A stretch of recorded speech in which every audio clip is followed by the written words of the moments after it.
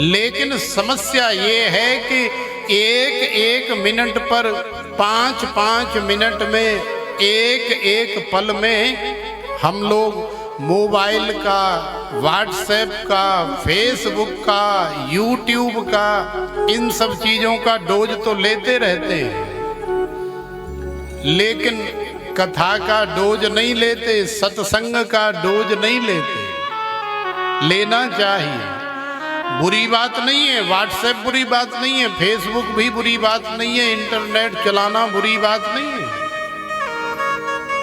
लेकिन उसके साथ साथ सबसे पहले ये डोज आवश्यक है। कई लोग कहते हैं कि महाराज क्या बताएं, न जाने कौन सी विटामिन है इस मोबाइल में।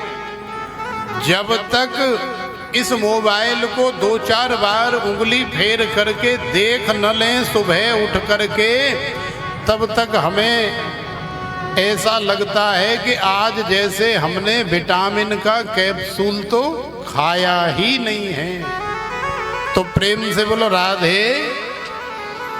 तो हमने अपने जीवन की, अपनी जिंदगी की विटामिन बना लिया है मोबाइल को। आवश्यक है, लेकिन सबसे पहले आवश्यक है भगवान की कथा, कीर्तन, भजन, सत्संग, संत सेवा, ब्राह्मण सेवा, गौ सेवा, ये भी साथ में हमें रखना चाहिए।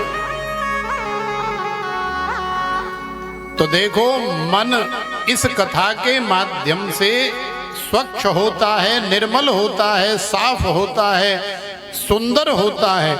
तो झाड़ू लगाने से जैसे घर का कचरा साफ हो जाता है, ऐसे ही भगवान की कथा सुनने से हमारा मन भी निर्मल हो जाता है।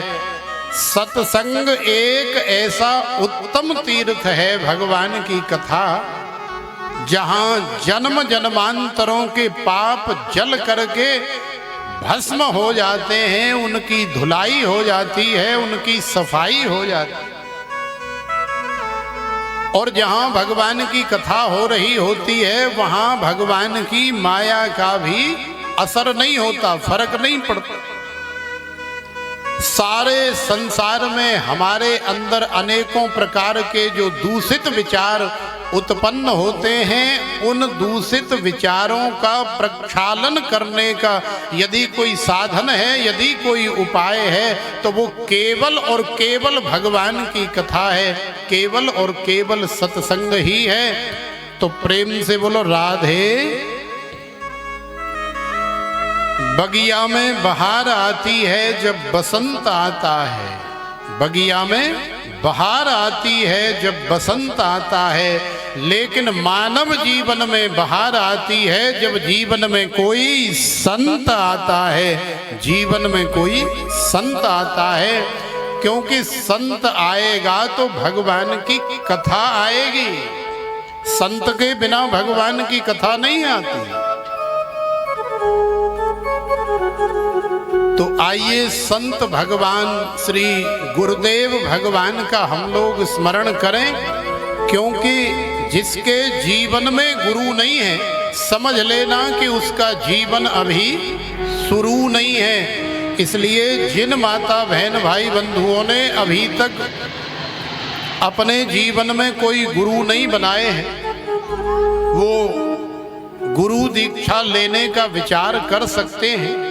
वो अपने जीवन में गुरुजी अवश्य बनाएं, क्योंकि गुरुजी बनाने के बाद हमारा एक नया जीवन प्रारंभ होता है, एक नया जन्म होता है, और फिर हमारा ये मानव जीवन धन्य हो जाता है।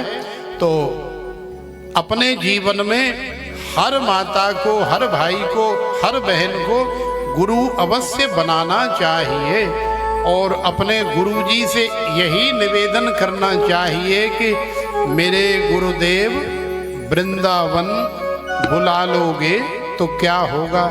तो तुम लोगों में से वृंदावन कौन कौन गई है, जरा हाथ खड़ा करके हमें बताओ।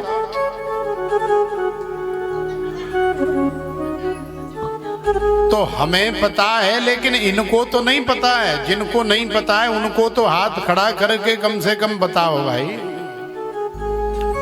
तो जो गई हैं अच्छी बात है, लेकिन जो नहीं गई हैं या नहीं गए हैं वो भी अपने गुरु महाराज से या ऐसे ही आप प्रार्थना करो कि जो भी हमारे गुरुजी बने उनके चरणों में हम अभी से वंदन कर रहे हैं, निवेदन कर रहे हैं कि मेरे गुरुदेव वृंदावन बुला लोगे तो क्या होगा।